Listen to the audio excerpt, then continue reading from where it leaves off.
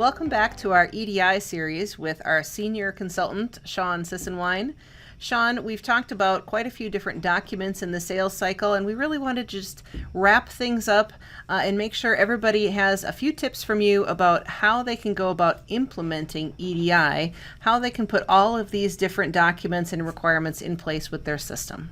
One of the things I would say, and just over doing this years, is having a strong PM, having somebody that can help kind of manage, keep track of your documents, keep track of where you're at in the process, especially if you're bringing on a lot of trading partners at one time. You're going to want to make sure that you keep organized, because each trading partner, you'll have different documents. We've talked over the series some of the top ones, but there's a lot of other documents out there that you'll want to manage. The other thing is just on the onboarding process.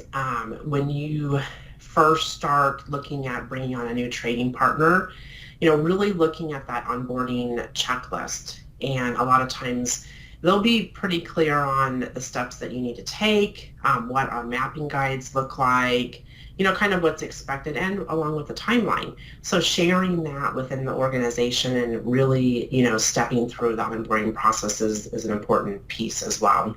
So other than that onboarding process, then what else do you do to track those trading partners and really keep track of that part of the process?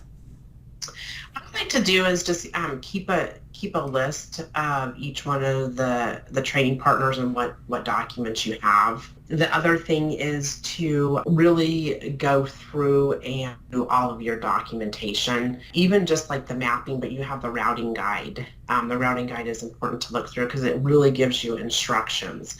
A lot of times in some of the products, it's placing the tags on the shirts or where the labels are going on the boxes. So there'll be very specific instructions that you'll want to go through the whole organization. One thing I think too that's important to have is this isn't just an IT project. It is we need to have customer service involved, because a lot of times they are with the assortment and the product, and they have the relationship with the trading partner.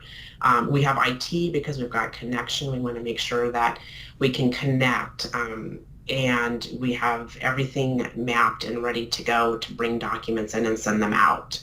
We also have the warehouse. The warehouse needs to be involved in, because sometimes this changes processes for them. It's, making sure everything is tagged and labeled correctly.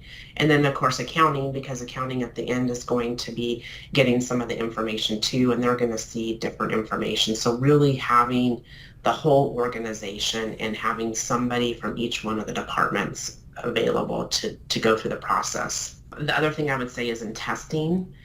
You can't probably test too much. The trading partner will have specific case studies to test with, but also knowing, to make sure that you know your data and your process and how things work and operate. So just making sure that works as well, because you may test 3 or 4 different simple scenarios, and then when you go live, it's those one things that happen every once in a while, once a month. That will maybe cause issues. Well, fantastic. I love the point that you made about involving the whole team, that this isn't just something that's coming out of IT or something that's happening in the warehouse. This is something that's going to affect a large number of departments in the organization. So having those folks involved and invested in making this work is an excellent tip. So thank you so much for that. Shawn, when we think about these projects overall, is there ever a typical time period that a project like this takes? It really depends. I know I hate to say that, but It does.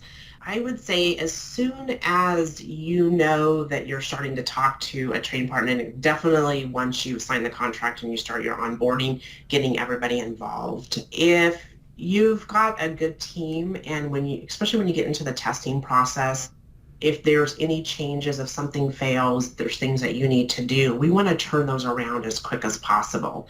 I have seen sometimes, it takes weeks and weeks, and that kind of goes back to that tracking where you're at and what documents with a trading partner. So that way you have somebody internally. Sometimes it's customer service, sometimes it might be somebody in IT, but just to kind of help move the process along, because you do have multiple entities. The other thing to point out is sometimes when you're testing with some of the, say Macy's, for example, you might be testing with somebody different on the 850, and then you may have another customer, rep that's testing the ASN, and you might even have a third person for the labels.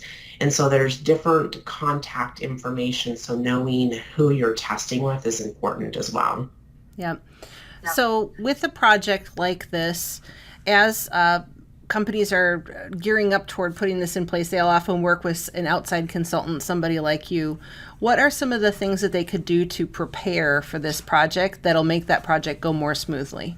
Getting that internal team already defined, and starting to work on getting the process down. And also, letting your, if you have somebody outsourced, consultant that you're working with, kind of giving them a forecast. If sometimes you'll know, like, okay, in 6 months, or we're working on this particular customer. I know until you sign, you don't really want to get going, but sometimes it's good to know, especially if it's something that is going to happen, so they can do some planning too, because a lot of times once everything's signed and ready to go, everybody's ready to go live, and there's just all this stuff that has to happen that you still have that timeline, right?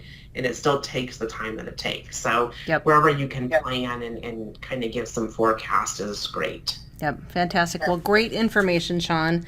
Thanks so much for your detailed explanations of these documents as we've gone through this series. And I love the tips in this session in particular on really how to get organized and how to see this through to make sure that it goes smoothly. I'm Carrie Peters. Thank you for tuning in to the Get Your New View podcast. For more episodes like this on YouTube, click the subscribe button and ring the bell to ensure that you get notified whenever new content comes out. If you're listening to the audio podcast, please share an honest review on Apple Podcasts. If you are ready to rethink today for tomorrow, look for the link below and contact us to speak with our expert team. You won't find the level of no-nonsense real-world experience we offer anywhere else, and we're here to put that experience to work for you.